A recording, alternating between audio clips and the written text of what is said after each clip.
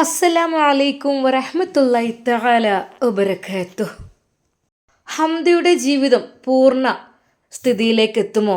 അവൾക്ക് ശരിക്കും നടക്കുവാൻ കഴിയുമോ? അവളുടെ മനസ്സിൽ ആരായിരിക്കും? അവൾ ആരുടെ പെണ്ണായിട്ട് വരും എന്നെല്ലാം നമുക്ക് ചെറിയൊരു ആശങ്കയുണ്ടാകും അല്ലേ? അറബി ഉമ്മയും അതുതന്നെ ആലോചിക്കുന്നുണ്ട്. അതെ, ഹംദ സുന്ദരി പെണ്ണാണ്. എല്ലാം കൊണ്ടും അവൾ ഒത്ത പെണ്ണ് തന്നെ. പക്ഷേ കാലിന് സ്വാധീനം നഷ്ടപ്പെട്ടു. അത് തിരിച്ചെടുക്കാം. ഇപ്പോൾ എല്ലാ മേഖലകളിലും വൈദ്യശാസ്ത്രം പ്രവർത്തിക്കുന്നത് കൊണ്ട് തന്നെ അതൊന്നും വിഷയമുള്ള കാര്യമില്ല. കാരണം ജന്മന കുഴഞ്ഞ കുട്ടിയൊന്നല്ലല്ലോ. ചെറിയ ഇഞ്ചക്ഷൻ്റെ പേരിൽ, ഷോക്കിൻ്റെ പേരിലൊക്കെ തളർന്നതല്ലേ. അതൊക്കെ റെഡിയാകും. കുറച്ച് ടൈം എടുക്കും എന്ന് മാത്രം. പക്ഷെ തൻ്റെ തലാലിനെ കുറിച്ച് ഓർക്കുമ്പോഴേ അറബിയമ്മക്ക് എന്തൊക്കെയോ ഒരു ആഗ്രഹം ഉണ്ടായിരുന്നു. തലാൽ, എൻ്റെ തലാൽ, അവന് ഒരു പെണ്ണ് വേണം. ശരിയാണ്, അവന് അധിക പ്രായമൊന്നും ആയിട്ടില്ല. എങ്കിലും അവന് പെട്ടെന്ന് ഇനിയും അധികം നീട്ടാതെ നാഫി ഉസ്താദിൻ്റെ കൂടെ ഞാൻ ആഗ്രഹിച്ചത് തന്നെയാണ്. പക്ഷേ അന്ന് എൻ്റെ കുട്ടിക്ക് വല്ലാതെ അങ്ങോട്ട് അതിന് താല്പര്യം തോന്നിയില്ല. ഇപ്പോഴും കുട്ടി ഇനി സമ്മതിക്കോ എന്തോ അറിയില്ല. തലാലിനോട് കാര്യങ്ങളൊന്ന് പറഞ്ഞാലോ?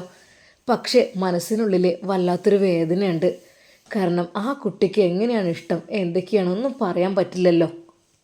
അജ്മൽ, അവനാണ് അവളെ ഇതുവരെ നോക്കി അവളുടെ കാര്യങ്ങളെല്ലാം ചെയ്യുന്നത്.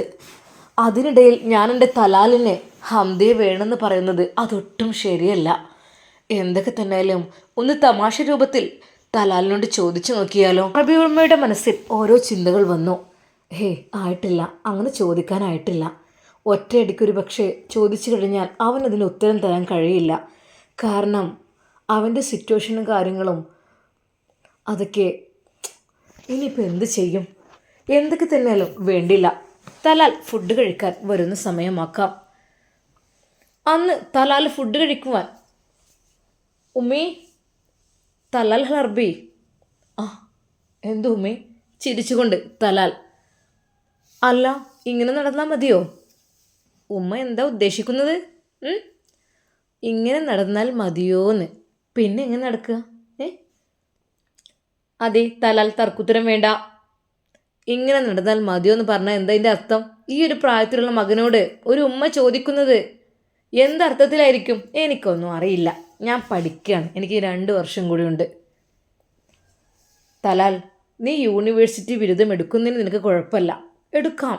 പക്ഷേ അത് ജോലി കിട്ടിയിട്ട് വേണം എനിക്കെൻ്റെ കാര്യങ്ങൾ നിറവേറ്റാൻ, അല്ലെങ്കിൽ എനിക്ക് മഹർ വാങ്ങാൻ എന്നുള്ള ഒരു നിബന്ധനകളൊന്നും ഇവിടെ ഇല്ലല്ലോ. ഇതെല്ലാം നിനക്കുള്ളത് തന്നെയല്ലേ? പിന്നെന്താ, നിനക്ക് മഹർ വാങ്ങാൻ ക്യാഷ് ഇല്ലാത്തതിൻ്റെ പേരിലാണ് നീ നീട്ടുന്നത്? ഉമ്മേ, എൻ്റെ പൊന്നുമ്മേ, ഈ പഠനവും വിവാഹം കൂടി ആകുമ്പോഴേ എനിക്ക് സത്യം പറഞ്ഞാൽ എനിക്ക് കോൺഫിഡൻസ് കിട്ടില്ല. സത്യമായിട്ടും ഉമ്മി, എന്താ ഉമ്മ ഉദ്ദേശിക്കുന്നത്? മോനെ, അത് എനിക്ക് ഉദ്ദേശിക്കാൻ പലതും ഉണ്ട്. പക്ഷേ നിനക്കത് സമ്മതമല്ലെങ്കിൽ പിന്നെ ഞാനെന്ത് ചെയ്യും? ഉമ്മി പറയോ? കേൾക്കട്ടെ, കേൾക്കാനൊരു സുഖമാണല്ലോ. മോനെ, നമ്മൾ ഇന്നലെ കാണാൻ പോയല്ലോ ഹംദ. ഹംദ? ഹംദയെ, എൻ്റെ പൊന്നുമ്മ, ഹംദയ്ക്ക് വേണ്ടി കഷ്ടപ്പെടുന്നൊരു മനുഷ്യനുണ്ട് അവിടെ. അതും എൻ്റെ ഉമ്മ മറന്നോ? തലാലിൻ്റെ ആ ഒരു വാക്കുകൾ അറബിയമ്മയെ ഞെട്ടിക്കുന്നതായിരുന്നു. അതെ, അറബിയമ്മയുടെ മനസ്സിൽ അത് എമ്പാടുമുണ്ട്. ഒരിക്കൽ പോലും അത്. പക്ഷെ തലാൽ, അദ്ദേഹം, ആ കുട്ടിയുടെ പിതാവ് അതിനെ സമ്മതിക്കുമോ? എൻ്റെ പൊന്നുമ്മ, ഒരാണും പെണ്ണും ഇഷ്ടപ്പെട്ട് കഴിഞ്ഞാൽ അവർ സമ്മതിക്കാൻ, മറ്റൊരാളുടെ സമ്മതം ഇല്ലെങ്കിൽ അവരത് മനസ്സിലേക്ക് അങ്ങോട്ട് ഉൾക്കൊണ്ട് കഴിഞ്ഞതല്ലേ, പിന്നെ അവർക്ക് വേർപിരിയാൻ പ്രയാസമായിരിക്കും. അതിന് മോനെ അങ്ങനെയൊന്നും ഉണ്ടോ അറിയില്ലല്ലോ. എന്തൊക്കെ തന്നെയാലും ഞാൻ കാര്യങ്ങളൊക്കെ ഒന്ന് സംസാരിക്കട്ടെ അവരുടെ പിതാവിനോട്. യാ ഉമ്മേ, അദ്ദേഹം കുറച്ച് ദേഷ്യത്തിൻ്റെ ആളാണെന്നാണ് പറഞ്ഞു കേട്ടത്. അപ്പോൾ അതുകൊണ്ട് കാര്യം ഉണ്ടാവുമോ? നേരിട്ട് ആ കുട്ടി തന്നെ ചോദിക്കുന്നതല്ലേ നല്ലത്. പൊന്നു മോനെ, ആ കുട്ടി വീട്ടിൽ കുറച്ച് റിസ്കിലാണ് കഴിയുന്നത്. എന്ന് വെച്ചാൽ അതെ, ആ കുട്ടി തടവിലകപ്പെട്ട പോലെയാണ് കഴിയുന്നത്. ഉമ്മ എന്താ പറയുന്നത്? ഇത്രയ്ക്കും വലിയ സത്തും സമ്പത്തൊക്കെ ഉള്ള രാജകുമാരിയെ പോലെ കൊട്ടാരത്തിൽ കഴിയേണ്ട ആ ഒരു പെൺകുട്ടി തടവിലോ? മോനെ, ഉമ്മമാർക്ക് മക്കൾ രാജകുമാരന്മാരായിരിക്കാം. പെൺമക്കൾ രാജകുമാരികളായിരിക്കാം. ഉപ്പാക്കും അതെ. പക്ഷേ എളാമാക്ക് അവരൊരിക്കലും രാജകുമാരന്മാരോ രാജകുമാരികളോ ആവില്ല. അവർ അവിടുത്തെ ഏറ്റവും താഴ്ന്ന രീതിയിൽ അല്ലെങ്കിൽ ഏറ്റവും വെറുക്കപ്പെട്ട രീതിയിലായിരിക്കും അവരവർ കാണുന്നത്. എല്ലാവരും അങ്ങനെയാണെന്ന് ഞാൻ പറഞ്ഞില്ല മോനെ. ചിലർ. സത്യം പറഞ്ഞാൽ അത് കേട്ടപ്പോൾ തലാല് ഒന്ന് ഞെട്ടി. യാ ഉമ്മേ, എന്തൊക്കെയാ കേൾക്കണത്? അതെ അതെ മോനെ, ആ കുട്ടി കുറച്ച് റിസ്കിലാണ്. ആ കുട്ടിയെ നമുക്ക് ഇങ്ങോട്ട് കൊണ്ടുവരണം. നീ പറഞ്ഞതുപോലെ അജ്മലാണ് അവളെ നോക്കിയതെങ്കിൽ അവൾക്ക് വേണ്ടി ഞാൻ അജ്മലിനെ ഇഷ്ടമാണെങ്കിൽ ആക്കാം. എൻ്റെ ഉമ്മ, അതെങ്ങനെ അവർ സമ്മതിക്കുമോ? ഞാൻ ചോദിച്ചു നോക്കാമല്ലോ. ഉമ്മ ചോദിച്ചാൽ സമ്മതിക്കുമായിരിക്കും. പക്ഷേ എങ്കിലും ഉമ്മ ഒരു ശ്രദ്ധ വേണം. പിന്നെ ആ കുട്ടിയുടെ എന്തോ സ്വത്തിനോ ഇതൊക്കെ വേണ്ടിയിട്ടൊക്കെ എന്തൊക്കെ ഒരു പ്രശ്നം പറഞ്ഞു കേട്ടിരുന്നല്ലോ മോനെ. അതൊക്കെ നമുക്ക് പിന്നീട് സംസാരിക്കാം. ഇപ്പം തൽക്കാലം എൻ്റെ മോന് ഓക്കെ ആണോ? അല്ലേ എൻ്റെ പൊന്നുമ്മ, 2 വർഷം എനിക്കത് കംപ്ലീറ്റ് ചെയ്യണം. അതെൻ്റെ ആഗ്രഹമാണ്. പ്രൊഫഷണലായിട്ട് ഒരു ഡിഗ്രി അതെനിക്ക് വേണം. അതെ, അത് ആ ഒരു ജോബ് എനിക്ക് സ്വന്തമാക്കണം. ജോബില്ലെങ്കിലും ആ ഒരു ഡിഗ്രി എനിക്ക് സ്വന്തമാക്കണം. അതെനിക്ക് എൻ്റെ പേരിനോടൊപ്പം ചേർക്കാനാണ്. പൊന്നുമോൻ പഠിക്കേണ്ട പ്രായത്തല്ലേ, ആയിക്കോട്ടെ, കുഴപ്പമില്ല മോനെ. അത് കഴിഞ്ഞാലോ ഉമ്മ? ഒരിക്കൽ പോലും ഹംദ എന്ന പെൺകുട്ടിയെ ഒരിറ്റ് പോലും എൻ്റെ മനസ്സിലേക്ക് ഞാൻ ആഗ്രഹിച്ചിട്ടില്ല. എനിക്ക് ഒട്ടും അതിനെക്കുറിച്ച് ചിന്തിച്ചിട്ട് പോലുമില്ല, സത്യമായിട്ടും. പിന്നെ അങ്ങനെയുള്ളൊരു കുട്ടിനെ അതും എനിക്ക് ഉൾക്കൊള്ളാൻ പ്രയാസമല്ലേ? ഉമ്മ ഒന്ന് ആലോചിച്ച് നോക്ക്. ഒരിക്കലും ഉമ്മയെ എതിർക്കല്ല, ഉമ്മ ആലോചിച്ചാൽ മനസ്സിലാകും. ഞാനതിനെക്കുറിച്ച് ചിന്തിച്ചിട്ടില്ല ഉമ്മ. ഹലാൽ പറഞ്ഞ ആ ഒരു വാക്ക് കേട്ട് അറബി ഉമ്മക്ക് ടെൻഷനൊന്നും തോന്നിയില്ല. അറബി ഉമ്മ വീണ്ടും ചിന്തിക്കുകയാണ് ഉണ്ടായത്. ശരിയാണ്, ഞാൻ ഒരിക്കലും ചോദിക്കാൻ പാടില്ലായിരുന്നു തലാലിനോട് ആ ഒരു കാര്യത്തെക്കുറിച്ച്. അവനൊട്ടും തന്നെ അതിനെക്കുറിച്ച് ചിന്തിച്ചിട്ടില്ല എന്ന് മാത്രമല്ല, അവന് ഇപ്പോൾ പഠനത്തിൻ്റെ ശ്രദ്ധയിലാണ്. പഠിക്കട്ടെ. അവൻ പറഞ്ഞ പോലെ ഒരു പ്രൊഫഷണൽ എന്നുള്ള ആ ഒരു ജോലി അല്ലെങ്കിൽ ആ ഒരു പേര് അത് ലഭിക്കുകയാണ് അവൻ്റെ ലക്ഷ്യം. അവൻ നേടിയെടുക്കട്ടെ, എന്നിട്ട് മതി വിവാഹം. എനിക്ക് പഠിച്ച റബ്ബ് ഓരോ പെൺകുട്ടികളെ തരുന്നുണ്ടല്ലോ. എനിക്ക് ആദ്യം നൂർ ഫാത്തിമയെ തന്നു, പിന്നീട് ഇതാ മുഹ്സിനെ എനിക്ക് മകളായി തന്നിട്ടുണ്ട്. ഇപ്പോഴിതാ മറ്റൊരു പെൺകുട്ടി ഹംദ എന്ന പെൺകുട്ടിയെ ഞാൻ സംരക്ഷിക്കുവാൻ വേണ്ടി ഞാൻ കാത്തിരിക്കുകയാണ്. എൻ്റെ കൈകളിലേക്ക് അവൾ എത്തിക്കഴിഞ്ഞാൽ അവൾക്ക് വേണ്ടതെല്ലാം ഞാൻ ചെയ്തു കൊടുക്കും. പക്ഷേ അവിടുന്ന് വിട്ട് കിട്ടണ്ടേ? അവിടുന്ന് അവർ സമ്മതിക്കുമോ എന്തോ അറിയില്ലല്ലോ. കാരണം അയാളുടെ മകളാണ്. അതുകൊണ്ട് തന്നെ അത് സമ്മതമില്ലാതെ ചെയ്യുന്നതൊട്ടും ശരിയല്ല. അത് എങ്ങനെ എനിക്ക് നേടിയെടുക്കാം എന്നാണ് ഞാൻ ആഗ്രഹിക്കുന്നത്. എനിക്ക് ഒത്തിരി ഇഷ്ടമാണ് ആ ഒരു കുട്ടിയെ, അതെ, എല്ലാം കൊണ്ടും. എന്നാൽ ഈ സമയം അതാ അജ്മൽ സാറിൻ്റെ ഉമ്മ വീണ്ടും വിളിക്കുന്നു. തൻ്റെ മകന് വേഗം ഒരു കല്യാണം ആലോചിക്കണം എന്നുള്ള തിരക്കിലാണ് ഉമ്മ. മോളെ, ഇക്കാക്ക എന്നാ വരാന്നാവും, നമുക്ക് ഒന്ന് അന്വേഷിക്കാൻ പോകായിരുന്നു. എനിക്ക് തോന്നുക ആ കുട്ടിയെ ആരെങ്കിലും ഇനി കല്യാണം കഴിച്ചു കൊണ്ടുപോവോ? കുട്ടി നല്ല കുട്ടിയാണ്. എനിക്ക് പാവം തോന്നുകയാണ് മോളെ. ഒന്നും ഉണ്ടായിട്ടല്ല ആ കുട്ടിക്ക്. അതിൻ്റെ സ്ഥിതിഗതികളൊക്കെ പറഞ്ഞപ്പോൾ ഉമ്മ, അതിനിപ്പോൾ നമ്മളിപ്പോൾ വിവാഹത്തെക്കുറിച്ചൊന്നും പറഞ്ഞിട്ടില്ലല്ലോ ആ കുട്ടിയോട്. കുട്ടി ഇങ്ങോട്ട് പറഞ്ഞില്ല. കുട്ടീൻ്റെ വിഷമകരമായ അവസ്ഥ പറഞ്ഞു, എന്നല്ലാതെ വേറൊന്നും പറഞ്ഞിട്ടില്ലല്ലോ മോളെ. അതൊക്കെ ശരി തന്നെയാണ്, പക്ഷേ എനിക്കെന്തെന്നറിയില്ല, ഭയങ്കര സഹതാപം. ഉമ്മ, സഹതാപമൊന്നും കാണിച്ചിട്ട് കാര്യമില്ല. അങ്ങോട്ടും ഇങ്ങോട്ടും ഇഷ്ടപ്പെട്ട് റെഡിയെങ്കിൽ മാത്രമേ കല്യാണത്തിന് പറ്റുള്ളൂ. അല്ലാതെ നമ്മൾ വിചാരിക്കേണ്ടതെന്ന് വിചാരിച്ചിട്ട് അതൊന്നും. എന്തായാലും ഞാൻ അജ്മലിനെ ഒന്നും കൂടി വിളിച്ച് നോക്കട്ടെ, എന്നിട്ട് നമുക്ക് പറ്റുമെങ്കിലൊന്ന് കാണാൻ പോവാലോ കേട്ടോ. ആ കുട്ടിയെ ഹോസ്പിറ്റലിലേക്കാണെങ്കിലും ഒന്ന് പോകാം. എന്നിട്ട് അജ്മൽ വന്നിട്ട് നിക്കാഹെങ്കിലും കഴിച്ചിടാലോ. എന്തേ ഉമ്മ? ചോദിച്ചു നോക്കി, എന്നോടൊന്നും പറഞ്ഞൊരു കാര്യമില്ല. എന്തായാലും നിനക്ക് താല്പര്യക്കുറവുണ്ടാവും ഉമ്മ? താല്പര്യക്കുറവല്ല, ഇക്കാക്കയുടെ കാര്യം അറിയാതെ നമ്മൾ എന്തെങ്കിലുമൊക്കെ പറഞ്ഞിട്ട് എന്തെങ്കിലും ഉണ്ടോ? ഇക്കാക്കയുടെ മനസ്സിൽ അങ്ങനെ എന്തെങ്കിലും തോന്നിക്കണോ അറിയണ്ടേ? നമുക്ക് ചോദിച്ചു നോക്കാം. അപ്പോൾ തന്നെ ഉമ്മ അതാ നേരെ അജ്മലിനെ വിളിക്കുന്നു. അജ്മൽ ഹോസ്പിറ്റലിൽ തന്നെ ആയിരുന്നു. അല്ല, ഉമ്മ വിളിക്കുന്നുണ്ടല്ലോ. ഹലോ ഉമ്മ, അസ്സലാമു അലൈക്കും. വലൈക്കും അസ്സലാം. പൊന്നുമോനെ, ഉമ്മൻ്റെ കുട്ടി എവിടെ? ഉമ്മ, ഞാൻ ചെറിയൊരു ഹോസ്പിറ്റൽ കേസിലാണ്. ഇപ്പോഴും അത് റെഡി ആയില്ലേ? ആ ഉമ്മ, അതിനി ഇപ്പോൾ വേറൊരു ഹോസ്പിറ്റലിലേക്ക് മാറ്റാൻ ചാൻസ് ഉണ്ട്. ഓ, അല്ല, എൻ്റെ കുട്ടിക്ക് അവിടെ ഹോസ്പിറ്റലിൽ നിൽക്കുന്ന ജോലിയാണുള്ളത്. ഏ ഞാൻ മോനെ ഇത്രയൊക്കെ പഠിപ്പിച്ച് ഗവൺമെൻറ് ജോലിയൊക്കെ നേടി തന്നിട്ടും ഇപ്പം അതാണോ? ഉമ്മ, അതങ്ങനെയല്ല. നമ്മളൊരു അറബി വീട്ടിലേക്ക് നിൽക്കുമ്പോൾ അവിടുത്തെ കാര്യങ്ങളെല്ലാം ചെയ്യണമല്ലോ. അപ്പോൾ ഇവിടുത്തെ മോൾക്ക് ചെറിയൊരു ഇഷ്യൂസ് വന്നപ്പോൾ ആണ് ഇങ്ങനെയൊരു ഹോസ്പിറ്റൽ കേസ്. ആ മോനെ ആയിക്കോട്ടെ, എന്തായാലും വേണ്ടില്ല. എന്നാ നവല്ലഞ്ഞ് അതൊക്കെ കഴിഞ്ഞ് നീ തിരിച്ചു വരിക. അല്ല മോനെ, ഞാനും ബുഷിയും ആ കുട്ടിയെ കാണാൻ പോട്ടെ, ഒന്ന് ഉറപ്പിച്ചിടാലോ. ഈ വന്നിട്ട് നിക്കാഹും കാര്യങ്ങളൊക്കെ മതി. എന്തേ ഉമ്മ? എന്താടാ? ഏ ഉമ്മ കാണാൻ പോയിക്കോളി, പക്ഷേ ഉറപ്പിച്ചിടൊന്നും വേണ്ട. പിന്നെന്തിനാ കാണാൻ പോകുന്നത്? ഏ അല്ലമ്മ, അത് അത് ഞാൻ വന്നിട്ടൊക്കെ പോരെ. എന്തിപ്പോൾ ഇത്ര ധൃതി? പൊന്നും മോനെ, ധൃതി അല്ലടാ. ഇപ്പോൾ പെൺകുട്ടികളെ കിട്ടാനും പ്രയാസമാണ്. അങ്ങനത്തൊക്കെയാണ് ഉമ്മ. അതൊക്കെ ഇൻഷാ അല്ലാ പഠിച്ച റബ്ബൊന്ന് കരുതിയിട്ടുണ്ടെങ്കിൽ ഉണ്ടാകും. ഇപ്പം ഉമ്മ നോക്കണ്ട. ശരിക്കും അവൻ്റെ ആ വാക്കുകൾ കേട്ടിട്ട് ഉമ്മ ഒരുപാട് വിഷമിച്ചു പോയി. എൻ്റെ അജ്മൽ എന്നോട് അങ്ങനെ പറയില്ലല്ലോ. ഓനിപ്പോൾ എന്താ അങ്ങനെ പറയാൻ കാരണം? ഞാൻ പറഞ്ഞതിൻ്റെ ഒരു വാക്കും തെറ്റിച്ചത് വരെ. ഇനി പറ്റില്ലെങ്കിൽ ഒന്ന് മൂളെന്നല്ലാതെ ഇപ്പം നോക്കണ്ടെന്ന് ഓൻ പറയാറില്ലല്ലോ. എന്തിപ്പോൾ എൻ്റെ കുട്ടി അങ്ങനെ വിചാരിക്കാൻ കാരണം? അങ്ങനെ പറയാൻ കാരണം എന്തായിരിക്കും റബ്ബേ? അജ്മൽ സാർ അങ്ങനെ പറഞ്ഞതിനെ കുറിച്ച് ഉമ്മ ചിന്തിക്കുകയാണ്. പെട്ടെന്ന് ബുഷി അങ്ങോട്ട് വന്നു. എന്തുമ്മ? അല്ലമ്മ, എന്താ ചിന്തിക്കണത്? മോളെ, ഓൻ പറഞ്ഞു അങ്ങോട്ട് ഇപ്പോൾ പോകണ്ട, പിന്നെ പോകാമെന്ന്. എൻ്റെ പൊന്നാരുമ്മ, ഗൾഫിലാണ് ഇക്കാക്ക് വർക്ക് ചെയ്യുന്നത്. അതിനിടയിൽ നമ്മൾ പെട്ടെന്നൊരു പെണ്ണിനെ ഇവിടെ കാണാൻ പോവാന്നൊക്കെ വെച്ചാൽ അതിപ്പോൾ ഇക്കാക്കും കണ്ട് ബോധ്യപ്പെടണ്ടേ? മോളെ, അത് ഓൻ കണ്ട പെണ്ണെന്നല്ലേ. ഉമ്മ കണ്ടെന്ന് വിചാരിച്ച് ഇഷ്ടപ്പെടണമെന്നുണ്ടോ?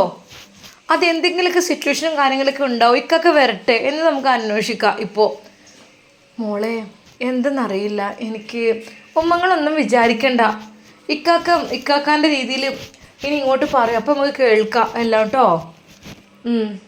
അല്ല, അപ്പം എന്ത് ചെയ്യാം? അല്ലെങ്കിലും മക്കളിപ്പോൾ പഴയ പോലെയൊന്നും ഉമ്മങ്ങൾ അപ്പോഴേക്കും ഇക്കാക്കിനെ തെറ്റിദ്ധരിക്കല്ലേ. ഉമ്മയുടെ എല്ലാ കാര്യത്തിനും ഇക്കാക്ക് നല്ല രീതിയിൽ സപ്പോർട്ടായിട്ടുണ്ട്. അപ്പോൾ നമ്മൾ അങ്ങനത്തെ ഇക്കാക്ക് എന്തെങ്കിലും പറയുമ്പോൾ സപ്പോർട്ടായി നിന്നിട്ടുണ്ട്. അപ്പോൾ നമ്മൾ തെറ്റിദ്ധരിക്കാൻ പാടില്ല ഇപ്പം തന്നെ. മോളെ, അതല്ലേ എനിക്ക് ഉമ്മ ഒന്നും വിചാരിക്കണ്ട. ഇപ്പോഴത്തെ സിറ്റുവേഷൻ അങ്ങനെ ആയിരിക്കും. അതുകൊണ്ടായിരിക്കും അവിടെ ഒരു ഹോസ്പിറ്റൽ കേസ് എന്നൊക്കെ പറഞ്ഞില്ലേ, ഒരു അറബി കുട്ടിയുടെയൊക്കെ. അപ്പോൾ അതിൻ്റേതായ രീതിയിൽ എന്തെങ്കിലുമൊക്കെ ഇഷ്യൂസൊക്കെ ഉണ്ടാകുമോ? ഇപ്പോൾ നാട്ടിലത്തെ ആ കാര്യത്തിൽ ചിന്തിക്കാനുള്ള ടൈം ആയിരിക്കില്ല. എന്തായാലും ഇക്കൊക്കെ വരുമായിരിക്കും. അല്ലാതെ ഇപ്പോൾ പെട്ടെന്നതാ അജ്മൽ തിരിച്ചു വിളിക്കുന്നു. ഉമ്മ, മോനെ, ഞാനത് സങ്കടപ്പെട്ടിരിക്കായിരുന്നുടാ. ഈ ഇപ്പം എന്താ അങ്ങനെ പറഞ്ഞേ? ഉമ്മ, നമ്മൾ ചിലപ്പോൾ ചില സമയത്ത് നമുക്കൊന്നും ചെയ്യാനും പറയാനും കഴിയൂല. എനിക്ക് എൻ്റെ സിറ്റുവേഷൻ അങ്ങനെയാണ് ഉമ്മ. അപ്പോൾ ഞാൻ എനിക്കത് കുറച്ച് കഴിഞ്ഞിട്ടൊക്കെ പറയാം. ആ കുട്ടി വേറെ കല്യാണം കഴിച്ച് പോയിക്കോട്ടെ, നമ്മൾ തടസ്സമായി നിൽക്കണ്ടേന്. മോനെ, അതല്ല, അത് അല്ലമ്മ, അത് ഇൻഷാ അല്ലാ അത് നമുക്ക് ഞാൻ പറയാം. എനിക്കിപ്പോൾ ഒന്നും പറയാനൊരു മൂഡല്ല ഉമ്മ. ഈ ഒരു ഇവിടുത്തെ കുട്ടി എന്ന് വെച്ചാൽ അത്യാവശ്യം ഒരു പാവം പെൺകുട്ടിയാണ്. അതിൻ്റെ ഒരു കാര്യം കുറച്ച്. മോനെ, എത്ര വയസ്സായ പെൺകുട്ടിയാണ്? അപ്പോഴേക്കും ഉമ്മക്ക് അതിനെക്കുറിച്ച് അറിയണം. എൻ്റെ പൊന്നാരുമ്മ, ഉമ്മ അതിനെക്കുറിച്ചൊന്നും ഇപ്പോൾ ചിന്തിക്കല്ലേ. വയസ്സൊക്കെ 19-20 വയസ്സുള്ള പെൺകുട്ടിയാണ്. പക്ഷേ ആ കുട്ടിയുടെ സിറ്റുവേഷനൊക്കെ വെച്ച് നോക്കുകയാണെങ്കിൽ മോനെ, 19-20 എന്നൊക്കെ പറഞ്ഞാൽ എൻ്റെ കുട്ടിക്ക് പാകമാണല്ലോ. എൻ്റെ പൊന്നാരുമ്മ, നിങ്ങളത് കല്യാണത്തിന് ഇരിക്കുന്ന എടുക്കല്ലേ. ഇത് അറബി കുട്ടിയാണുമ്മ. നമ്മൾ വിചാരിക്കുന്ന പോലെയൊന്നല്ല. ആ കുട്ടിയെ എങ്ങനെ രക്ഷപ്പെടുത്തുന്നുള്ള ചിന്തയിലാണ് ഞാൻ നിൽക്കുന്നത്. ഉമ്മ അന്ന് എന്നോട് പറഞ്ഞല്ലേ സപ്പോർട്ട് ആക്കി നിൽക്കണം, ആ കുട്ടിയെ രക്ഷപ്പെടുത്തുന്നതൊക്കെ ഓർമ്മയില്ലേ? മോനെ പറഞ്ഞത് ഓർമ്മയൊക്കെ ഉണ്ട്. പക്ഷെ എന്നാലും ഈ പ്രായമുള്ള ആമക്കളാവുമ്പോഴേ ഉമ്മമാർക്കൊരു തോന്നലാണ്. ഏതെങ്കിലും ഒരു കുട്ടീനെ കാണുമ്പോഴും ഏതെങ്കിലും ഒരു കുട്ടീനെ കുറിച്ച് സംസാരിക്കുമ്പോഴും എൻ്റെ കുട്ടിക്ക് പറ്റുമോ എന്നുള്ളൊരു തോന്നൽ വരികയാണ്. ഉമ്മ, എനിക്ക് മനസ്സിലാകുന്നുണ്ട് നിങ്ങളെ. അറിയായിട്ടല്ല എൻ്റെ പൊന്നുമ്മ. ഇപ്പം നമുക്ക് ഇതിനെക്കുറിച്ച് ചിന്തിക്കണം, കുറച്ച് കഴിയട്ടെ കേട്ടോ. ഉമ്മ ഹാപ്പി അല്ലേ? കുഴപ്പമൊന്നുമില്ലല്ലോ? ഇല്ല മോനെ, എന്നാൽ എൻ്റെ സമയമാകുമ്പോൾ ഈ പറയും. ഉമ്മ, എന്നാൽ ശരി, ദേഷ്യം പിടിക്കല്ലേ എൻ്റെ പൊന്നുമ്മ. നമ്മൾ എന്തെങ്കിലുമൊക്കെ ഇല്ലാതെ ഞാനങ്ങനെ പറയൂല. സത്യം പറഞ്ഞാൽ അജ്മൽ സാറിന് അങ്ങനെ പറയാതെ നിവൃത്തിയില്ലായിരുന്നു. കാരണം ഹംദ എന്ന കുട്ടി, അതാ ഞാനില്ലാത്ത ഒരു സിറ്റുവേഷൻ അവൾ ആഗ്രഹിക്കുവാനേ കഴിയുന്നില്ല. ഞാനൊന്ന് തിരിയുമ്പോഴേക്കും എന്നെയാണ് അവൾ അന്വേഷിക്കുന്നത്. അതെ, അവൾ തൻ്റെ ഉമ്മയെയും ഇക്കാക്കിയൊക്കെ കണ്ടു. പക്ഷേ ഇപ്പോൾ കൂടുതലായിട്ടും എന്നെ കാണുവാനാണ് അവൾ ആഗ്രഹിക്കുന്നത്. കുറച്ചൊക്കെ റെഡിയായപ്പോൾ അറബി വന്നു. കുറേശ്ശെയൊക്കെ അവൾക്ക് ബോധം മാറ്റം വന്നിട്ടുണ്ട്. അതുകൊണ്ട് തന്നെ ഇനിയിപ്പോൾ കാലിൻ്റെ പ്രശ്നമൊക്കെയാണ്. പക്ഷേ എങ്കിലും അജ്മലിനെ കണ്ടുകൊണ്ടിരിക്കണം. അറബി അജ്മലിനെ വിളിക്കുകയാണ്. അജ്മൽ, അർബ, ഞാൻ ഒരു കാര്യം പറയട്ടെ. എൻ്റെ കുട്ടിയെ തിരിച്ച് പഴയ രീതിയിലാവുന്നവരെ ഒന്ന് ഹെൽപ്പ് ചെയ്യണം കേട്ടോ. ഒരു നിമിഷം അജ്മൽ വിചാരിക്കുന്നു, അതെ, പഴയ രീതിയിലാകുന്നവരെ. അതായിക്കഴിഞ്ഞാൽ ഞാനിവിടുന്ന് പോകണം എന്നായിരിക്കും ഒരു പക്ഷെ പറയുന്നത്. വേറൊന്നും പറയാൻ പറ്റില്ലല്ലോ, അറബി വീടല്ലേ, അറബികളല്ലേ, നമ്മൾ വിചാരിക്കുന്ന പോലെ ഒന്നല്ലല്ലോ കാര്യങ്ങൾ. പെട്ടെന്ന് അതാ വിളിക്കുന്നു, അജ്മൽ. ആ ഒരു വിളി കേട്ട് അവൻ തിരിഞ്ഞു നോക്കി. അതെ, അവൾ ഹംദ. അതെ ഇക്ക, നിങ്ങൾ എന്നെ വിട്ട് പോവോ? ഹംദ, എനിക്ക് ഇവിടെ എന്നും നിൽക്കാനുള്ള പെർമിഷനൊന്നും ഇല്ല. നിൻ്റെ അസുഖം ഭേദമാക്കുക, അതുമാത്രമാണ് എനിക്കുള്ളത്. അത് കഴിഞ്ഞാൽ ഞാനിവിടുന്ന് പോകേണ്ടി വരും. ശരിക്കും അവൾ ഞെട്ടിപ്പോയി. അജ്മൽ, അത് അതെ മോളെ, എനിക്ക് ആ റോളേ ഉള്ളൂ ഇവിടെ. നിൻ്റെ പഴയ രീതിയിൽ എത്തിക്കുക എന്നുള്ളത്, അതാണ് എനിക്കുള്ള നിയമം. അത് കഴിഞ്ഞാൽ ഞാനിവിടുന്ന് പോകും കേട്ടോ. അപ്പോൾ മോള് നല്ല കുട്ടിയായിട്ടിരിക്കണം കേട്ടോ. പിന്നെ ആരെങ്കിലൊക്കെ നിന്നെ തടങ്കിലിടുവാനും എന്തിനും പോകുകയാണെങ്കിൽ പ്രതികരിക്കണം ശക്തമായി. മോൾ പറയണം മോളുടെ ബാബയോട്, ബാബാ എന്നെ എങ്ങനെ ചെയ്യുന്നുണ്ട് എന്നൊക്കെ പറയണം. അതല്ല എങ്കിൽ മോൾ ഇനിയും പഴയ രീതിയിൽ മാനസികമായിട്ട് ആകെ തകർന്നു പോകും, തളർന്നു പോകും. അതുകൊണ്ട് ഇപ്പോൾ എന്തായി, കുട്ടിയുടെ കാലിന് വരെ ശേഷി നഷ്ടപ്പെട്ടു. ഇനി ഒരു പക്ഷേ ഇനിയും ആ രീതിയിൽ ആകുകയാണെങ്കിൽ ഒരു പക്ഷേ തിരിച്ചു കിട്ടാൻ വരെ പ്രയാസമായിരിക്കും. കുട്ടി ഒരിക്കലും വിഷമിക്കരുത്. സത്യം പറഞ്ഞാൽ അവൾക്കത് കേട്ടപ്പോൾ സങ്കടം സഹിക്കാൻ കഴിഞ്ഞില്ല. അജ്മൽ, അജ്മൽ, എന്താ മോളെ, ഞാൻ പറയുന്നത് യഥാർത്ഥമാണ്. സത്യം പറഞ്ഞാൽ അവൾക്ക് അത് വല്ലാത്തൊരു സങ്കടമായിട്ട് തോന്നി. പെട്ടെന്ന് ഡോക്ടർ അങ്ങോട്ട് വന്നു. ഹംദ എങ്ങനെ ഇരിക്കുന്നു? ഹംദയുടെ മുഖം വാടിയിരിക്കുന്നത് ഡോക്ടർ ശ്രദ്ധിക്കുന്നു. എന്തു പറ്റി അജ്മൽ? ഹംദക്ക് ഇന്നലേക്ക് നല്ല ആക്റ്റീവും വളരെയധികം ഹാപ്പിനെസ്സും ആയിരുന്നല്ലോ, ഇന്നെന്താ ഒരു മൂഡ് ഓഫ്? പിന്നെ കഴിയുന്നത് ഹാപ്പിയാക്കാൻ നോക്കട്ടോ. ഇപ്പോൾ ടെൻഷനാകുന്നൊന്നും തന്നെ പറയരുത്. അല്ല, നിങ്ങളിപ്പോൾ ഇവളുടെ, ഞാൻ അവിടെ ജോലി ചെയ്യുന്ന ആളാണ്. ഓക്കെ. എന്തൊക്കെ തന്നെയാലും ചില ആളുകളെ നല്ല രീതിയിൽ കെയർ ചെയ്യുവാനോ അവരെ പഴയ രീതിയിലേക്ക് ആക്കി മാറ്റിയെടുക്കുവാനുള്ളൊരു കഴിവുണ്ട്. പിന്നെ ആ കുട്ടിയെക്കുറിച്ച് കൂടുതൽ നിങ്ങൾക്കറിയാമെന്ന് തോന്നുന്നു. ഡോക്ടർ, ഒരു ഡയറി കിട്ടി, അതിൽ നിന്നാണ് എനിക്കതെല്ലാം കിട്ടിയത്. അപ്പോൾ ഡയറിയിൽ കുട്ടി എഴുതിയത് നോക്കുമ്പോൾ കുട്ടിയുടെ ജീവിതം പരിതാപകരമാണ്. അതുകൊണ്ട് തന്നെ നിങ്ങൾ പറ്റുമെങ്കിൽ ആ ഡയറി ഒന്ന് എന്നെ ഏൽപ്പിക്കോ? സത്യം പറഞ്ഞാൽ ആ ഡയറി കിട്ടിക്കഴിഞ്ഞാൽ, തെളിവ് കിട്ടിക്കഴിഞ്ഞാൽ ഒരു പക്ഷേ ആ കുട്ടിക്ക് നീതി ലഭിക്കാൻ അതൊരു കാരണമാകും. എന്നാൽ ഈ സമയം അതാ ഹംദയുടെ ഉപ്പയുടെ രണ്ടാം ഭാര്യ അജ്മലിൻ്റെ റൂമാകെ സെർച്ച് ചെയ്യുകയാണ്. അജ്മൽ എന്തിനൊക്കെയോ ഒരുങ്ങുന്നുണ്ട്. അതെ, അജ്മലും ഹംദയും ഒരിക്കൽ പോലും അവരൊരുമിക്കാൻ പാടില്ല. അവർ എന്തൊക്കെയാണ്, അതുകൊണ്ട് തന്നെയാണ് ഞാൻ ഹോസ്പിറ്റലിലേക്ക് വന്നത്. എന്നോട് എൻ്റെ ഭർത്താവ് അറബി ഒരുപാട് എന്നോട് അത് വിലക്കിയതാണ്. പക്ഷേ എനിക്കൊരു വാശിയുണ്ടായിരുന്നു ഒന്ന് കാണണമെന്നുള്ളത്. ഞാൻ സ്നേഹം അഭിനയിച്ചത് തന്നെ. അർബ, എനിക്ക് ഹംദ മോളെ കാണാനായിട്ട് എന്തൊക്കെയോ. എന്താ നീ പറയുന്നത്? നീ തന്നെയല്ലേ ഹംദയെ ഒറ്റപ്പെടുത്തിയത്?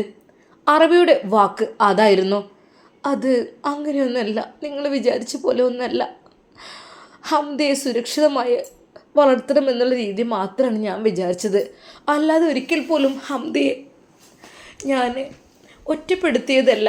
അവൾ പ്രായമായി വന്ന പെൺകുട്ടിയല്ലേ, ഒരു അന്യപുരുഷനും അവളെ കാണരുതെന്ന്, അതാണ് ഞാൻ ആഗ്രഹിച്ചത്. പക്ഷേ ഇപ്പോൾ അതിനിപ്പോൾ എന്താ വേണ്ടത്? എനിക്ക് അവളെ ഒന്ന് കാണണം. എനിക്ക് അവളെ കാണാൻ കൊതിയാവുകയാണ് സത്യമായിട്ടും. അല്ലെങ്കിൽ 2-3 നേരം ഞാൻ അവളുടെ അരികിലേക്ക് എത്തുമായിരുന്നു. നിങ്ങളൊന്നും അറിയുന്നില്ല, അതാണ് യഥാർത്ഥം. സത്യം പറഞ്ഞാൽ എളാമയുടെ ആ ഒരു കള്ളക്കരച്ചിൽ കേട്ട് ശരിക്കും അറബി ഒന്ന് ഞെട്ടിപ്പോയി. ഷക്കീല, നീ പറയുന്നത് യഥാർത്ഥമാണോ? പിന്നെന്താ, എൻ്റെ മോളല്ലേ ഹംദ. ഞാൻ കടന്നു വരുമ്പോൾ എനിക്ക് മക്കളില്ലായിരുന്നു. എനിക്ക് എപ്പോഴും സന്തോഷം നൽകിയിരുന്നത് ഹംദ മോളായിരുന്നു. പിന്നീട് നമ്മളെ മക്കൾ ജനിച്ചതിന് ശേഷമല്ലേ അവൾ അല്പം മാറി നിന്നത് എന്നല്ല, മാറ്റി നിർത്തിയത് എന്നല്ലേ അതിൻ്റെ ശരി? ഭർത്താവിൻ്റെ ആ ഒരു വാക്കുകൾക്ക് മുമ്പിൽ ഷക്കീലക്ക് ഒന്നും പറയാൻ കഴിഞ്ഞിരുന്നില്ല. യാ ഷക്കീൽ, പിന്നെ ഞാൻ പറയുന്നത് എന്താണെന്ന് വെച്ചാൽ, യഥാർത്ഥത്തിൽ നീ സ്നേഹം അഭിനയിക്കുകയാണോ അതോ ഉള്ളതാണോ എനിക്ക് വ്യക്തമാക്കാൻ എനിക്ക് കഴിയുന്നില്ല.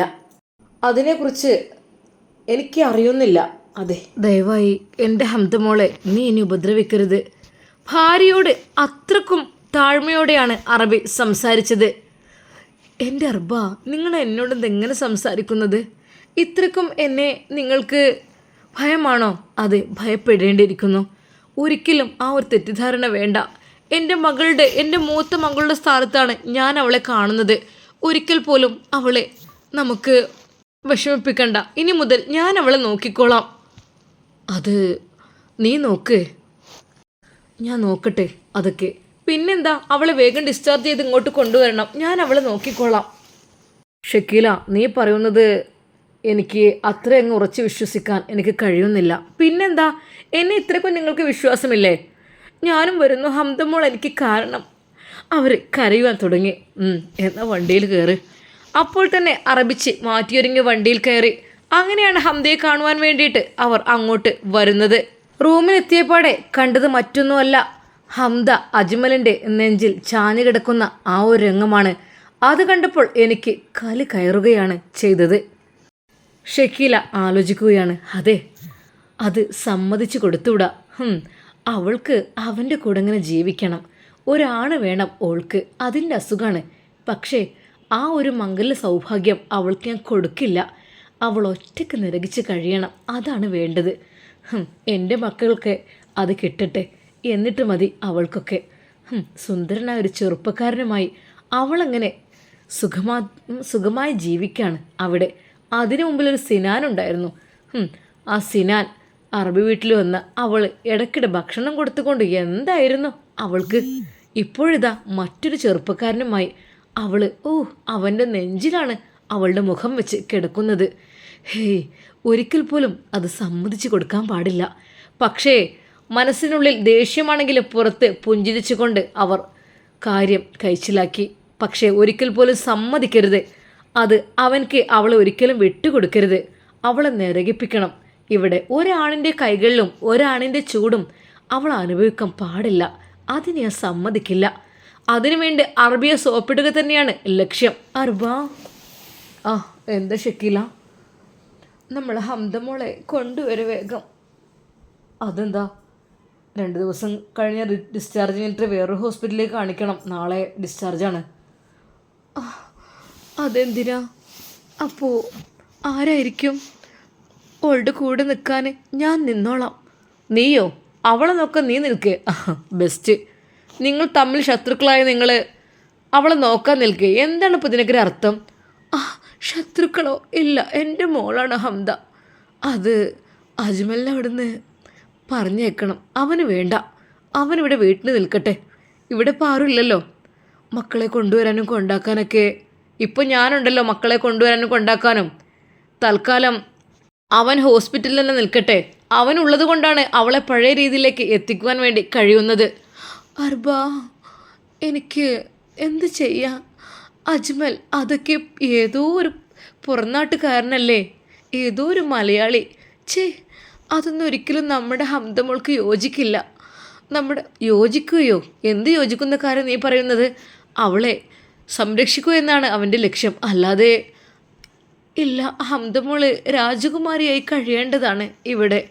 അവളെ നല്ല രീതിയിൽ നോക്കണം, അല്ലെങ്കിൽ മരിച്ചുപോയ അവളുടെ ഉമ്മ സങ്കടപ്പെടും. നീ എന്തൊക്കെ ഷക്കീല പറയുന്നത്? അജ്മലിനെ അവിടുന്ന് മാറ്റണം. ഒരിക്കൽ പോലും അവനിനി അവളെ നോക്കാൻ വേണ്ട. തൽക്കാലം നമുക്കൊരു ഗദ്ദാമയെ പറഞ്ഞേക്കാം, അതായിരിക്കും നല്ലത്. അതല്ലാന്നുണ്ടെങ്കിൽ എന്തെങ്കിലുമൊക്കെ സംഭവിച്ചു പോയിട്ടുണ്ടെങ്കിൽ നമ്മുടെ കുടുംബത്തിന് വരെ ഒരു ചീത്തപ്പേരായി മാറും. അജ്മൽ, അത് അവർ രണ്ടുപേരും കൂടുതലായിട്ടൊരു അടുപ്പുള്ള പോലെ എനിക്ക് തോന്നുകയാണ്. അങ്ങനെ ആയിക്കോട്ടെ, അതിനെന്താ? അങ്ങനെയെങ്കിലും എൻ്റെ കുട്ടിയുടെ മാനസിക നില തിരിച്ചു കിട്ടിയിരുന്നെങ്കിൽ അതായിരിക്കും നല്ലത്. നിങ്ങൾ എന്താ ഇങ്ങനെ പറയുന്നത്? വേണ്ട, അജ്മൽ മക്കളെ കൊണ്ടുവരാൻ പോയിക്കോട്ടെ. എൻ്റെ മക്കളൊക്കെ ഉണ്ടല്ലോ, നമ്മുടെ മക്കൾ. മൂത്തവള് ഇനിയിപ്പോൾ അധികമൊന്നും വേണ്ടി വരില്ല. എന്തിനെ? അല്ല, വയസ്സാകാനൊക്കെ. എന്താ നിൻ്റെ പ്ലാന്? അല്ല, അജ്മൽ വീട്ടിൽ നിന്നോട്ടെ, നമ്മുടെ മക്കളെ കാര്യം ഓ ശ്രദ്ധിച്ചോട്ടെ, അവളുടെ കാര്യം ഞാൻ ശ്രദ്ധിക്കാം. ഇന്ന് തന്നെ നിങ്ങളീ കാര്യം ഒന്ന് പറയണം. പറയൂലേ? ഷക്കീല, നീ എന്ത് പറയുന്നത്? അവൾ അത്രക്കും മാനസികമായി തളർന്ന രീതിയിൽ നിന്ന് അവളെ ഉയർത്തെഴുന്നേൽപ്പിച്ചത് അവനാണ് എല്ലാം അവൾക്ക് നൽകിയതും അവളെ പഴയ രീതിയിലേക്ക് ആക്കിയെടുക്കുന്നതും. അവനൊരു സാർ മാത്രമല്ല, ഒരു സൈക്കാട്രിസ്റ്റ് കൂടിയാണ്. അത് നീ മറക്കണ്ട. അവൻ സൈക്കോളജി പഠിച്ചതാണ്. ഒരു കുട്ടിയുടെ മനസ്സിൽ എന്താണ് എന്നതൊക്കെ അവന് അറിയാൻ കഴിയും. അവളെ ആ രീതിയിൽ എത്തിച്ച ഡോക്ടർ തന്നെ പറഞ്ഞു, വളരെയധികം മാനസിക നില തെറ്റിയ രീതിയിലായ അവളെ മെഡിസിൻ പോലും നൽകാതെ അവൻ ഒരുപാട് 50% റെഡിയാക്കി എടുത്തിരുന്നു. പക്ഷേ അന്ന് വയലൻ്റ് ആയത് കാരണം മാത്രമാണ് അവളെ ഇഞ്ചക്ഷൻ വെച്ചതും ഷോക്ക് ഏൽപ്പിച്ചതും ഒക്കെ. ഒരു നിമിഷം അറബിച്ചിയുടെ കണ്ണുകൾ, അവളെ ഷോക്ക് ഏൽപ്പിച്ചാൽ പോരാ, കൊല്ലണ്ടിയിരുന്നു. അതാണ് വേണ്ടത്. അല്ലെങ്കിൽ പകുതി ജീവനായി അവിടെ ഇടയാണ് വേണ്ടിയിരുന്നത്. അജ്മൽ അവളുടെ മുഴുവനായിട്ടുള്ള മാനസിക നില തിരിച്ചെടുക്കുകയും അവൾക്ക് നടക്കാൻ പ്രാപ്തയാക്കുകയും ചെയ്തു കഴിഞ്ഞാൽ അവൾ ഇനി ഒതുങ്ങി നിൽക്കില്ല. അവൾ എന്തൊക്കെ തന്നെയാലും എൻ്റെ മക്കളെ കടത്തിവെട്ടും. അതുമാത്രമല്ല, സ്വത്തും അവളുടെ സമ്പത്തുമെല്ലാം അവൾ ഒറ്റക്കങ്ങ് എടുക്കാനും ചാൻസ് ഉണ്ട്. അത്രക്കും കോടിക്കണക്കിന് സ്വത്തുകൾ. അതാണ്. ഒരിക്കലും അവൾ എണീക്കാൻ പാടില്ല. അവൾ തളർന്ന് കിടക്കണം. അതിനുവേണ്ടി എന്തെങ്കിലുമൊക്കെ ചെയ്യണം. ഒരിക്കലും എഴുന്നേൽക്കരുത്. ഹംദയുടെ എളാമയുടെ ദുഷ്ടചിന്തകൾ പെരുകുന്നു. ഹംദ എഴുന്നേറ്റ് കഴിഞ്ഞാൽ ഒരു പക്ഷേ അവർ രണ്ടുപേരും മിക്കവാറും ഒന്നാകാൻ ചാൻസ് ഉണ്ട്. അവർ ഒരു ഗ്രൂപ്പിസം ഉണ്ടാകും. അതുമാത്രമല്ല, ഈ മണ്ടനായ ഈ അറബി ഒരു പക്ഷേ അവൻക്കങ്ങോട്ട് അവളെ കെട്ടിച്ചും കൊടുക്കും. എന്നാൽ പിന്നെ സ്വത്ത് മുഴുവൻ അവൻ്റെ കയ്യിലും ആകും. സമ്മതിക്കരുത്. എടീ, മംഗല്യവതിയാക്കാൻ ഒരിക്കലും ഞാൻ നിന്നെ സമ്മതിക്കില്ല. നിൻ്റെ കാലുകൾ എന്നും തളർന്നു കിടക്കട്ടെ. ഒരിക്കൽ പോലും അത് എഴുന്നേറ്റ് നടക്കുവാൻ പാടില്ല. അവരുടെ ദുഷ്ടചിന്തകൾ പെരുതുങ്ങുന്നു. ഒരു നിമിഷം ചിന്തിക്കേണ്ടതാകുന്നു. കാരണം ഒരു മാനസിക നില ആരോഗ്യ കേന്ദ്രത്തിൽ അങ്ങനെയുള്ള ഷോക്ക് കൊടുത്താൽ അരക്ക് താഴെ തളരുന്ന അത് എന്ത് ഷോക്കായിരിക്കും, എന്ത് ഇഞ്ചക്ഷനായിരിക്കും കൊടുത്തിട്ടുള്ളത്? ഒരിക്കൽ പോലും അങ്ങനെ വരാനും ചാൻസ് ഇല്ലല്ലോ. അതോ ഷക്കീലക്ക് അവിടെയുള്ള ഏതെങ്കിലും സിസ്റ്റർമാരുമായോ എന്തെങ്കിലും ബന്ധമുണ്ടോ, എന്തെങ്കിലും കണക്ഷൻ ഉണ്ടോ? അതും സംശയിക്കേണ്ടിയിരിക്കുന്നു. എന്നാൽ അവളെ മറ്റൊരു കേന്ദ്രത്തിലേക്ക് മാറ്റുവാനാണ് ഷക്കീല വിചാരിക്കുന്നത്. അവിടെ ഞാൻ നിൽക്കും, അജ്മൽ ഇനി വീട്ടിലേക്ക്. അതാണ് അവരുടെ പ്ലാനിങ്. ഷക്കീലയുടെ പ്ലാൻ വിജയിക്കുമോ? ഹംദ രക്ഷപ്പെടുമോ ഇല്ലയോ? അജ്മലിനെ അവിടെ നിന്ന് പുറത്താക്കുമോ? അവൻ്റെ ഡ്യൂട്ടിയിൽ മാറ്റം വരുത്തുമോ? നമുക്ക് കാത്തിരുന്ന് കാണാം. എന്നാൽ ഇതൊന്നും അറബിയമ്മ അറിയുന്നേയില്ല. കുട്ടിയെ ഡിസ്ചാർജ് ചെയ്തിട്ട് ഇങ്ങോട്ട് കൊണ്ടുവരണം എന്നാണ് അറബിയമ്മ വിചാരിക്കുന്നത്. പക്ഷേ ഷക്കീല, അവൾ അതിനെ സമ്മതിക്കുമോ എന്തോ അറിയില്ല. കാരണം ലീഗലായ പ്രവൃത്തി അല്ല അവൾ ചെയ്യുന്നത്, തികച്ചും ഇല്ലീഗലായ പ്രവൃത്തിയാണ്. പക്ഷേ നിയമം വെച്ച് നോക്കുമ്പോൾ ഉമ്മയും ഉപ്പയും എളാമയൊക്കെയാണ് അടുത്ത ബന്ധങ്ങൾ. ഒരിക്കൽ പോലും അറബിയമ്മക്ക് അവൾ സംരക്ഷിക്കാൻ കിട്ടാൻ ചാൻസ് ഇല്ല. അത് ഷക്കീല കൊടുക്കുകയും ഇല്ല. അവളെ വീട്ടിലേക്ക് കൊണ്ടുവരും. അതെ, ഷക്കീല തന്നെ നോക്കും എന്നാണ് പറയുന്നത്. അർബ, അത് ഹംദമോളെ എനിക്ക് സംരക്ഷിക്കണം. ഏത് ഹോസ്പിറ്റലിൽ കൊണ്ടുപോയിട്ടാണെങ്കിലും എനിക്കത് അവളുടെ അസുഖമെല്ലാം ഭേദമാക്കണം. ഇവിടെ തിരിച്ച് വീട്ടിലേക്ക് കൊണ്ടുവന്ന് എനിക്ക് അവളെ സംരക്ഷിക്കണം. അതിനങ്ങനെക്ക് അനുവാദം നൽകണം. തൻ്റെ ഭാര്യയുടെ ദയോടെയുള്ള ആ ഒരു വാക്ക് കേട്ടപ്പോൾ ശരിക്കും അറബി ഞെട്ടിപ്പോവുകയാണ്. റബ്ബേ, ഇവളുടെ സ്വഭാവമൊക്കെ മാറിയല്ലോ. ഒരുപക്ഷെ അവളുടെ ഉമ്മ ദുആ ചെയ്യുന്നുണ്ടാവും എൻ്റെ കുട്ടിയെ സംരക്ഷിക്കാൻ തോന്നണേ എന്നുള്ളത്. എന്നാൽ അജ്മൽ സാറ് ഇതൊന്നും അറിയുന്നില്ല. അതെ, നിമിഷങ്ങൾക്കകം ഹംദയെ ഏറ്റെടുക്കുന്നവർ അവരുടെ എളാമയായിരിക്കും എന്നുള്ള കാര്യമൊന്നും അജ്മൽ അറിയുന്നേയില്ല. ഹംദയെ ആശ്വസിപ്പിച്ചുകൊണ്ട് പഴയ രീതിയിലേക്ക് എത്തുകയാണ് അവന്. ഒരുപക്ഷെ ഹംദയുടെ എളാമയെ കണ്ടാൽ ഒരിക്കൽ പോലും ഹംദ തിരിഞ്ഞു നോക്കില്ല എന്നുള്ള കാര്യവും സത്യമാണ്. കാരണം ഒട്ടും ഇഷ്ടമല്ലായിരുന്നു അവളെ, ആ സ്ത്രീയെ. തനിക്ക് വേണ്ടി ഒരുപാട് ഉപദ്രവങ്ങൾ മാത്രം ഏൽപ്പിച്ച, തന്നെ ഒറ്റപ്പെടുത്തിയ ആ സ്ത്രീ ഷക്കീല. അവരുടെ മുഖം കാണുന്നത് തന്നെ എനിക്ക് പേടിയാണ്. ആ രീതിയിലാണ് അവൾ അവളുടെ ചിന്തകളെ കൊണ്ടുപോയിട്ടുള്ളത്. ഇൻഷാ അല്ലാഹ് നമുക്കിതിൻ്റെ ബാക്കി ഭാഗം നാളെ കാണാം.